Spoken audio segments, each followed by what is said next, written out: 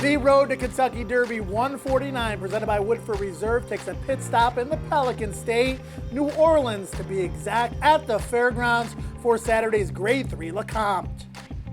Joe Christovec and Scott Shapiro joining you from the Fairgrounds, and Steve Asmussen. Scott has won the Lecomte 3 different times, most recently with Midnight Bourbon Gate to Wire. Just a couple of years ago, has a similar entry in this year's race. Echo again was extremely well met on debut. I heard about him winning, couldn't lose at Saratoga. I heard about it 2 days in advance. Echo again couldn't lose. He did run big that day, but it's been a bumpy road since then, Joey. Disappointed as the favorite in the Grade 3 Iroquois.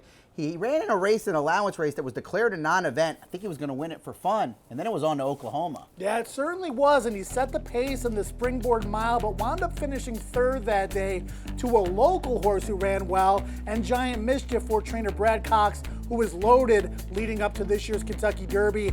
Echo again, Scott, draws the rail here, has speed, has to go. He has to go. I would be very surprised if he's not on the lead under perennial leading rider at Churchill Downs, Tyler Gaffalione. But I've got my questions, not only about distance, but about if he's good enough to beat this bunch. That debut effort was scintillating, but he hasn't been the same since. Tyler Gaffalione won this race in 2019 with War of Will.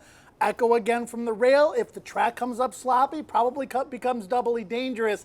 I'm just a little bit skeptical of how far he wants to go. Me too, and I think he's going to get bet down from that 6-1 morning line. If he's 6-1, I get it. If not, he's a fade for me. All right, big card coming up on Saturday at the Fairgrounds, January 21st. 14 races highlighted by the Grade 3 Lecomte as the finale, the Silver Bullet Day, and a lot more as well. Make sure you join us.